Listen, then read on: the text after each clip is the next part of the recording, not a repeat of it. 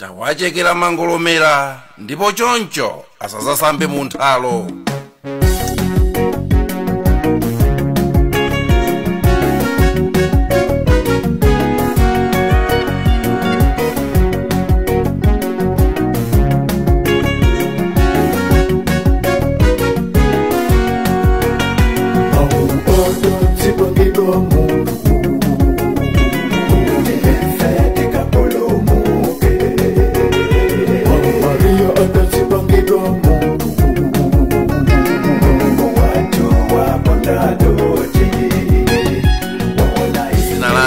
Ndira mwana ndira mzimu woyera, amen. Chaulere cha Ambuye athu Yesu Khristu, chifundo cha Mulungu Atate komanso mphatso za Mulungu Mzimu woyera zikhale nanu. Takumana pano pa Word Made Flesh, pamene timagawana mawu a Mulungu, mawu amene ndi chakudya cha moyo wathu wauzimu komanso chakudya cha moyo wathu wathupi. Lero tikunena kuti tawachekera Mangolomera, ndipo Choncho asazasambe mu Nthalo. Ndipo mawu athu tikuwatenga kuchokera pa Ntchito za Atumwi chapter cha 12 ndime ya 1 mpaka na ndime ya 5. Pafupi ngati nthawi imeneyo mfumu Herodi adagwira ena a mumpingo kuti awazunze. Adalamula kuti Yakobe m'bale wake wa Yohane aphedwe ndi lupanga. Ndipo ataona kuti zimenezi zidakondweresa Ayuda, adapitiriza ndithu nkugwiranso Petro. Zimenezi zidachitika pa masiku a Pasaka, chikondwerero cha mikate yosafufumisa. Atangwira adansekera ndende nampereka kwa magulu anayi a asilikali kuti azimulonda gulu lililonse asilikali anayi. Sono Herodi ankafuna kuzenga mlandu wake pamaso pa anthu onse chikondwerero cha Pasaka chitapita. Motero Petro ankasungidwa ndende, koma mpingo unkampempherera kwa Mulungu kosalekeza. Mawu a Ambuye. Tithokoze Mulungu. Abale anzanga okondeka, Baibulo mwa chinthu chimodzi chimene limakamba za ulamuliro wabwino. Nchifukwa chake pamuzi pano sitizaleka kukamba za ulamuliro, chifukwa ndi chimene mawu a Mulungu ali. Isaiah 9 amakamba za mfumu ya msogolo, ndipo amanena kuti anthu amene anali mu mdima azaona kuwala kwakukulu. Amakamba pa verse 9 za mfumu yabwino imene ili nkuza, ndipo amati ulamuliro wake uzakhala m'manja mwake. Ulamuliro ndi mtendere zake zizakhala zikukulirakulira. Iniyo ngakhale awa amene ali mbomawa mmene ankalowa sananene kuti azatitengera ku America. Adatitchulira malo a m'Baibulo kuti azatitengera ku Kenani. Adatitengera m'Baibulo kuti nafenso tikamawayang'ana malonjezo awo ndi khumbo lathu tonsefe tizikakumana m'Baibulo momwemo. Nchifukwa chake lero anthu amatha kusiyanisa kuti iyayi inutu Kenani wa m'Baibulomu ndi wanuyu akusiyana. Baibulo ndi nkhani ya ulamuliro wabwino. Nchifukwa chake limafuna kuti limtenge Mulungu ndi kusiya pa ulamuliro, chifukwa kuti Mulungu ndiye olamulira anthu onse, ngati mwini wa zinthu zonse komanso mwini wa anthu onse. Koma kusinkhasinkha kwathu kwa lero abale kukubwera pa udindo umene ife ngati Amalawi timayenera kukhala nawo pa atsogoleri athu. Iwo aja ndi ntchito ya manja athu, chifukwa tidawasankha ndifeyo. Tili ndi udindo owayandikira, tili ndi udindo owanyadira, ndipo udindo owathandiza kuti ntchito yawo iyende bwino. Iwo asapatukane nafe, ife tisapatukane nawo. Chinthu chimodzi chimene nyengo zathu zatiphunzitsa ku nkhani ya utsogoleri ndi chakuti udindo wa pamwamba uja, ngakhale uli udindo wamphamvu kwambiri mzina lake. Pano ndikamakamba za udindo wa pamwamba sindikukamba za upresidenti, ndikukamba za uchairman, ndikukamba za upresidenti, ndikukamba za ubambo mfumu, ndikukamba za ubishopu, ndikukamba aliyense amene ali ndi mpando wa pamwamba. Ndeni unena kuti udindo wa pamwamba uja, ngakhale uli udindo wamphamvu kwambiri mu zina lake, ndi udindo wa chiopsezo. Monga mmene munthu amene ali pa nsonga pa mtengo amakhalira pa chiopsezo koposa amene wayima pansi penipenipa pa nkhani yakugwa, munthu amene ali pamwamba amazindikira kuti moyo wake sokhazikika. Amazindikira chimenecho. Iniyo mutati mwatenga anthu awiri, wina ndikunkweza nthambi ya pansi yoyambirirayi, wina nkunkweza nthambi ya pansonga. Kenako ndiye mugwire mtengoja muzutekesa ngati gwenembe. Mutekese mwamphamvu. Wapa mwamba uja mantha amugwira kwambiri. Mchifukwa chake azuopa kuna koma ntati ndaphwasa mukapano. Kugwa kwake kukhala kwakukulu. Mchifukwa chake asogoleri athu ngakhale amaoneka ngati odyerera kapena omwetulira, mumtima mwawo mmakhala mantha aakulu. Ali ndi zinthu zambiri zimene iwo amaopa kuposa ife amene tili mzinyumba mwathufe. Ichi simungachirese ngati munayamba mwakhalapo pa udindo, mmaziwa una kuti muli ndi zambiri zimene mmayamba mwaziyang'ana kaye musanapange chiganizo. Ziganizo zimene amapanga zina amazipanga ataganiza mwakuya ndithu, koma pali zina zimene amapanga chifukwa cha mantha. Chifukwa cha mantha. Herodi ngakhale anali mfumu yamphamvu, ngakhale amankonda Yohane Mbatizi, anapanga chiganizo chokadula mutu wa Yohane poopa amene anali nawo paphwando paja. Komanso poopa mayi akunyumba, ndi kuopa mwana amene adampempha mutuwo amene adamulonjeza. Akuluakulu athu, mpando umene amagwira uja ndi mpando opangisa mantha. Osakuti mantha kwa anthu amene akuwaona komanso kwa iwo eni. Tengani chitsanzo cha Ahazi. Isaiah 7 kapena 2 Mafumu 16. Ahazi anakanika kumvera zimene mneneri Yesaya adamuuza. Anakanika kumvera uthenga ochokera kwa Mulungu. Chifukwa chani? Amaopa maiko ena, amaopa Syria, amaopa Israeli kuti ampuntha. Ngakhale Isaiah anena kuti ndikupasa chizindikiro choti Mulungu akuteteza, sizinamveke kwa Ahazi, koma anaopa ndi kunjenjemera. Ndeti kunena kuti azikuluakulu athu akamapanga maganizo awo nthawi zina, ife ndikumanena kuti ayi simumva, amakhala kuti chiopa iwo, amakhala kuti alipo wina chakumuopa amene mwina ife sitikumuona. Akuluakuluwa ndi anthu amene kusochera kumakhala kosavuta koposa ife amene timayendayenda m'mizimu. N'chifukwa chake kwa iwo aja kunamizidwa kumakhalanso kosavuta, ndipo kuopsezedwa kumakhala kosavutanso. Chifukwa chani? Chifukwa amene ali pamwamba samangokhala pamwamba paja iyayi, amakhala ndi anthu mbalimo amene augwiriza mpando wake uja, amene aulimbika mpando wake uja kuti usagwe. Ndizimu kumaona anthu ena kuti ayi awa ayimaso munthu chandikumakanika kuti apange chiganizo chifo chena kuti awa agwira mpando wakewa, ndapena kuti ayi muimenso ayimaso. Ogwira mpando aja ndi anthu oopsa. Ogwirizira mpando aja ndi anthu oopsa.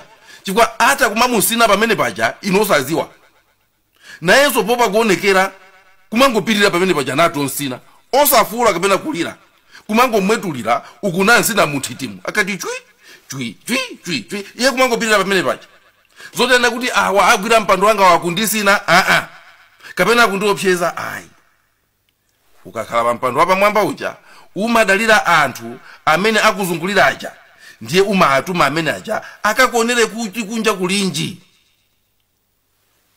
Ukati nthawi zina usike wekha ukaone amata kukuopseza, ayi chitetezo sichili bwino. Chitetezo sichili bwino. Adani ndambiri kunjako kuti ukhali pompo. Apo bi amakubweresera anthu okochakocha akuuze zinthu zimene akufuna kuti iwe umve. N'chifukwa chake tu Yesu Khristu amene ali chitsanzo cha usogoleri ofuna kupulumutsa anthu ake, sanatume ngakhale njero amene kuti tapita ukandisunzumire, tasikira kuziko lapansi ukaone uzandiuze. Sanaope kulowa m'matope yekha, koma anabwera ndipo chipulumutso ife tidachilandira kuzera mu imfa yake. Mphamvu zake zidaoneka ndipo zidapindula kuzera mu kuzipereka kwake kuti m'malo mwa ifeyo iyeyo atifere. Pajatu amanena pa Yohane 15:13 kuti palibe chikondi choposa ichi chakuti munthu afere munthu nzake, na njira yoferedwayo ali ochimwa. Koma poti anthuwa amaopa kufa, n'chifukwa chake chipulumutso chathu chizabwera inde koma ndi mochedwa. Pa chifukwa chimenechi munthu amene akukumana ndi mikwingwirima yambiri pa ulendo wake, munthu amene akukumana ndi mikwingwirima pa udindo wake, akufuna kuti apite pasogolo inde, koma akusowekera ndithu chilimbikiso cha anthu amene adapangana nawo kuti tiye tizilowera uku. Akusowa chilimbikiso cha anthu amene aja, amene timawasankhawa, amene ife amakhala atsogoleri athuwa, akusowa chilimbikiso chathu. Chifukwa mphepo zomuomba mtsogoleri zimakhala zambiri. Nachi chifukwa chake Ambuye Yesu munda wa Getsemani, ngakhale anali Mulungu ndithu, adasowa chilimbikiso cha ophunzira ake. Adawuza kuti mukhale nane pano ndipo mukhale maso. Mukhale nane maso pamodzi. Mateyu 26 ndi 38. Ananena kuti mu mtima mwanga muli chisoni chachikulu chofa nacho. Inu khalani pompano, komatu mukhale maso pamodzi nane, anatero Mwana wa Mulungu. Anthuwa amasowa sapoti ya anthu amene munasankhaja pamene ayamba kugwira ntchito. Chimodzimodzi mukakhala mbanja, mukasankhana mbanja moja, muziziwa kuti wina ndi nzake mukusowa sapoti ya wina ndi nzake kuti pamene mwayamba kuliyendesa banja lija musapotane. Musakhale ngati wina wa opposition wina wachani ayi, koma limodzi musapotane. Ngati anthu akufuna kwabwino amene mukusogoleredwa simumuthangatira mtsogoleri, muzadabwa atasanduka chinthu chosiyana ndi chimene inu mmayembekezera. Atapetedwa ndithu ndikumakhala ngati mankhusu, ngati madeya, munthu amene inuyo munkati ndi golide wanu, chifukwa kuti inuyo simunamuthangate. Anali wanzeru Aaroni ndithu, amene ataona kuti nkhondo yakula ndipo Mose manja ake ayamba kutopa. Aaroni ndi Huri adamtengera Mose mwala kuti akhalepo. Iwo ndikukakhala wina mbali iyi, wina mbali inayi. Atagwira manja ake kwasapota manja Mose aja kuti asagwe. Exodus 17 ndi 8 mpaka 16. Ndipo nkhondo inatani inawinidwa. Pamene anthu mwatengana nkumakamenya nkhondo imodzi, mmaso akulimbikisana, mmaso akupasana mphamvu, mmaso akupasana mangolomera. Nchifukwa yake tunena kuti atsogoleri athu tawapasa mangolomera. Tawapasa mangolomera ndipo choncho asazasambe mu Nthalo. Ife zulozuloli tinakampasa mangolomera atsogoleri wathu pamene tinapita kukachita mademo. Tinampasa mangolomera pamene tinapita kukaguba, pamene tinapita kukayenda. Lero ine ndimaitenga kuti ndi ntchito yanga kumutengera mwala amene ndinamusankhayo, ndikamuona kuti akufoka, monga anachitira Aaroni uja ndi Huri, kumtengera Mose mwala. Nanenso ndikaona kuti mtsogoleri wanga aliyense, kandi mu mpingo kandi muziko, ndikaona kuti akufoka kapena pena pake sizikuyenda bwino, ndimamtengera mwala akakhalire. Komatu m'malo moti anthu ena aone kuti ndikumtengera mwala uja kuti akakhalepo tiwine nkhondo ija, hayi, iwo amaona kuti mwalawo ndatenga kuti ndikangende. Amaona kuti ndautenga kuti ndikangende. Namaka ndinenera kwa azimbuyo uko, ita mumverani mwananu zimene akulalika, ita mumverani zilalika iyi. Komatu ndi ntchito yanga imene ndaitanidwira, ndi ntchito yanga imene ndaitanidwira. Ndiye mukandiona ndanyamula mwala kumanka nawo kumene kuli mtsogoleri, musanaganize kuti ndikukamugenda. Muyimekaye pang'ono, mugwire mtima. Mwa ine mulibe mtima wakufuna kwachabe, chifukwa ndilibe khumbo la maudindo amenewo, kandi mumpingo kandi kuziko, maudindo amene ndilibe nawo ntchito. Chikondi changa chili pa mpingo wanga, chikondi changa chili pa ziko langa. Mukandiona ndanyamula mwala musathamange magazi kukanena kuti iye tamoneni uyu, iyayi, ndisateni bwinobwino kaye. Chifukwa cholinga changa chimakhala kuti akakhalire mwalawo. Ine ndikhale mbali inayi ndigwirire mikono yawo kuti nkhondoyo titani tipambane, ndipo aliyense akhale wokondwa. Komatu paja mawu a Mulungu amene kuti ngakhale njira zolungama zomwe za Mulungu, olungama amayendamo bwinobwino, koma njira zomwezo anthu amene ali oyipa maganizo amakapunthwamo. Nkhani yabwinobwino, anthu amene ayilandira ndi maganizo osalongosoka amaona ngati akutukwanidwa, amaona ngati chipongwe, amaona ngati kuti zinthu sizikuyenda bwino. Mademo athu amene nakapanga dzulo kwa nthawi yayitali, anthu amaona mademo ngati chinthu choyipa chimene cholinga chake nkugwesa ulamuliro. kupereka maganizo osiyana anthu amakuona ngati kuti ndikupepesa udindo wa wina wake kuti agwepo. Amaona ngati kuti ndiwe munthu wokula mtima, ndiwe munthu wosalemekeza akulu, ndiwe munthu wachabe. Komatu Zulo mademo ifeyo tawagwiritsa ntchito pomuchekera mtsogoleri wathu Mangolomera pakumpasa mphamvu. Kumene ali iyeko kuli mphepo zambiri zimene zikuwomba mphepo zozunguza. Kuli azungu ndi ndalama zawo akuombera mbali naye, kuli amabizinesi ndi makobiri awo akuombera mbali naye, kuli anthu ena azolinga zawo akuombera mbali naye. Iye uja mutu kwirikiti mwakuti ndikuyiwalanso zona kuti kuli anthu kunja uko, anthu akumuzi, mwakuti mwina sanalinso shuwa kuti kodi chabwino ndichiti, kodi ndipange chani. Mwinanso naye anasala pang'ono kubudula mmemo wa gulu. Koma Zulo gulu lija laenda mwa unyinji kumuonesa mwachimvekere zimene iwo amene anamusankha akufuna kuti iye apange. Mwina wakhala chete chifuna kuti samayizo kuti kodi ndipange chiti malinga ndi mphepo zimene iye amakumana nazo. Koma Zulo anthu pakuyenda ampanga ngati kuti anchekera Mangolomera. Akhale olimba chifukwa sopano tanchekera Mangolomera. Uthenga omwewo umene kupita kwa atsogoleri athu umonso wapita kwa ajudiciary amakhoti ndi anzawo, chifukwa iwonso ziko lindirawo sanga mapange ngati kuti ali kunja kwathu. Iwo ndife tili limodzi ndithu ndi athu amene aja. Milandu inayi azikonzeratu konko kuopa kupereka bize kuziko. Timaziwa kuti kuzenga mulandu nkodula, kodi ife tizononga makobiri athu, misonkho yathu, kuzenga mulandu wa wina wacho wakunja amene akubwera kuno kuti azasokoneze zinthu. Ifeyo tikuyenera kuti nthawi yathu tiziona kuti ndi amtengo wapatali. Wina asabwere kuti sokonezera nthawi yathu, tizigulisa ntchito nthawi yathu mosalongosoka choncho.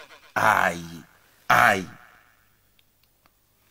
Uthenga omwewo wapitanso kwa aphungu a nyumba ya malamulo kuti nawo ngati ankakhala mokayika, lero tawachekera Mangolomera ndikuwauza kuti mangani manati naku nkhani ya maukwati. Lero tawachekera Mangolomera ndikuwauza kuti inuyo muteteze mabanjawa, muyike malamulo oteteza monga mmene Mulungu ataona kuti Satana walowa munda wa Edeni anayika chitetezo chokhwima ku mtengo wopasa moyo.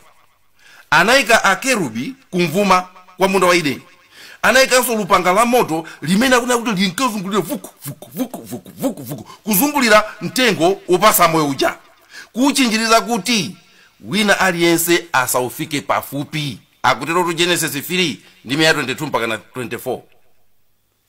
Lero chimene Amalawi apanga sikungonena kuti tikane zokwatirana amuna ndi akazi ndikulekera pompo. Koma akunyumba ya malamulo thamangani mukaike malamulo oteteza mtengo wa moyo umenewu, mukaike malamulo oteteza banja, mukaike lupanga la moto lizikazungulira vuku kuti aliyense oipa maganizo asayandikire mtengo umenewu. Zulo uthenga omwewu wapita ngakhale kwa business, kwa makampani ena ndi akunja, ena ndi apompano. Koma kuli makampani ena amene mwina abwana awo atakukhala kuti ndi amaganizo omwewa tikuwakanawa. Inuyo munaona Zulo anthu atachiunjikira chikwangwani cha Airtel chimene chili pa Nando's, anajambulapo azimayi awiri atakolekana miyendo ndi mitima ya lavu pamenepo. Anthu atachidusa anachizindikira kuti ndizotheka kuti alipo akufuna kumatilowa pang'ono ndi zinthu zingati zimenezi, kuti tikazolowera kuziona akamaza yamba nkhaniyo zisazaoneke ngati zachilendo. Anthu anachitatu kubwerera, anthu anachita kubwerera ndikuchiyimira pompo ndikumachiroza chikwangwani chija cha Airtel pa Nando's ku Blantyre, akukuwa kuti chichoke. Zikwangwani ngati zimenezi ndiye kufuna kuyangalayangala pa mtengo wopasa moyo tikunenako, kufuna kuyangalayangala pa mtengo wopasa moyo. Chikungoyenera kuchoka ngati business yawo amayifunira zabwino. ndipo zimenezi ndi zimene tikunena kuti aphungu ayike malupanga a moto kuzungulira mtengo wathu wa moyo wotchedwa banja, kuti pasapezeke zinthu zikati zimenezi zomayangalayangala kufuna kuyesera zida. Ayi ziko lindiratu tisazayimbezo nyimbo chakuti ziko lindiratu koma Liston waononga. Nkhani ya mathanyulayi ikuoneka ngati yaying'ono, koma ndafuna kukusimikizira na abale kuti kumbuyo kwake kwa nkhani zimenezi kuli zambiri zonyasa zimene ifeyo sitingazithe. Kuli misala yeniyeni ndithu imene tizizaona ngati anali macheza uli ukapolo.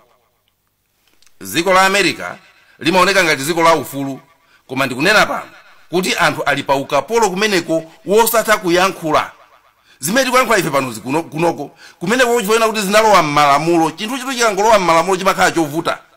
Ukangoti khoso mmangeni, khoso uyu akusonya malamulo, ndiye lamulo lilibe kukambirana, lamulo lilibe kukambirana. Chifukwa ine kukana apa pakuti chinthu chisakafike mpaka na ukalowa m'malamulo, chifukwa chikangolowa m'malamulo ena amangidwa nazo zimenezi.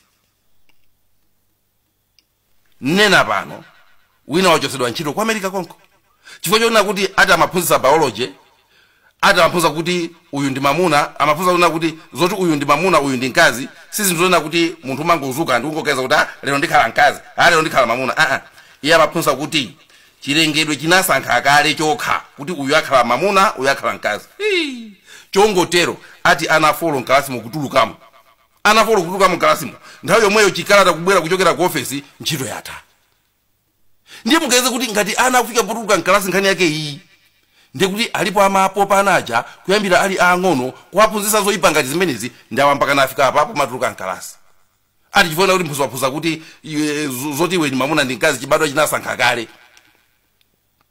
Zoyipa zopanda nkhalidwe ndiponso zosafotokozeka. Titakayenda zulo ndiye ndinayitenga nkhaniyo ndakamulongosolera munthu wina wa ku America konko, nangu mulembera text ife kuno tikuguba ndikukana za mathanyula. Pondiyankha wandilembera chiparagraph chachikulu chosirira komanso chodandaula. Akuti kunoko zoti aliyense azipanga zifuna iye ndiye zikukankhidwa ndipo zikupita koyipa. Watero tu munthu. Ndipo akuti mwana wa zaka 11 amene amaponya mpira ndi mwana ake wa iyeyo akumalandira maluwa achikondi kuchokera kwa msungwana anzake, naena kuti I love you, mwana wa zaka 11. Akunena kuti mwana wina mkalasi mwa mwana ake wa iyeyo akuti safunanso kuti anthu azinchula kuti iyeyo ndi munthu, afuna anthu azinchula kuti iyeyo ndi nsomba. Ati ndi ufulu wake, anthu azinchula kuti ndi nsomba. Akuti malamulo amene wa afikana mpaka napokayikidwa ngati malamulo akuntchito, kuti kuntchito kumunsiye aliyense azizichula mmene afunira iye, kaena kuti ineyo sine mamuna sine mkazi, kaena kuti ndine mamuna ali mkazi, kaena kuti ndine mkazi ali mamuna, munsiye azipanga zifuna iye. Akuti mpaka chita kuika malamulo kuti mukamayankha mafoni nga muli pa reception mukana kuti hello muzineneratu kuti hello ine ndine mamuna. Zoopsa kwa basi. Ka uli ngati uli mkazi koma umazichula kuti ndo mamuna, hello ine ndine mamuna, can I help you? Zazi kukakhala kumasukuluko ndiye mpakana mapronoun asokonekera. Chifukwa sunganene kuti he munthu amene akunena kuti ine ngakhale ndikuoneka ngati mamuna koma ndifuna kuti ndikhale ngati mkazi muzichula kuti she. Kusokoneza maphunziro, kusokoneza zinthu, kusokoneza moyo wathu. Inu ndine lero tikuyenera kuti nkhani imene tilimbane nayo mpakana tigonjese. Amene namulemberayo pondiyankha mawu ake amene wamaliza nawo iye pondiyankha walena kuti it's sad really. Kunena za kwako akuti it's sad really. Si munthu wakutatu uyu ndi nzungunzawo. Anzatu chifukwa chena kuti anazilekerera lero akulephera kuphiripita zalowa m'malamulo. Zimakhala ngati zalowa m'magaziso pano. Anthu akuchosedwa ntchito, anthu akusumiridwa pa zinthu zazi. Moyo kungotenga ngati dansi yobecha kuti amene ali makobiri ndi amene nyimbo zake zivinidwe. Izizi tikuyenera kuti tisamale. Posachedwa pomba ngati tisamala timva kuti silabasi ya masukulu athu ikusinthidwa. Afuna alowesemo izi. Chifukwa kwanza tukozalowamo kale mu silabasi. ati muzisamala ujeni osanena munthu aliyense ndi ufulu wake ndiye ndiziye musilabasi ana aziphunzira kunena kuti aliyense atakupanga chimene yakufuna iye kaya afuna nene kuti ndine mkazi afuna kuti nene kuti ndine mamuna zimayambira kumeneko ndizi ana zaka 11 akunena kuti ine ndifuna muzinditchula kuti ndine mamuna alisikana muzinditchula kuti ndine nsomba ndiye ife anthu asogoleri athu tapasa Mangolomera azulo tapasa Mangolomera imeneyo ndiye ntchito ya mademo kukuonesani njira yoti muzere ndi kukulesani njira yoti musazere lero takupasani Mangolomera musakasambe mu Nthalo musakasambe mu Nthalo wa Mangolomera amakupasa chizimba kuti usakasuluse Mangolomera amene wapasidwa aja lero takupasani Mangolomera awa musakasambe mu Nthalo ndi kukasukuluza zimene takupangani zulo koma muzitenge ndi kuzigwiritsa ntchito kuti mtundu wathu umve kuti kodi inuyo mutayilandira nkhanija muti bwanji.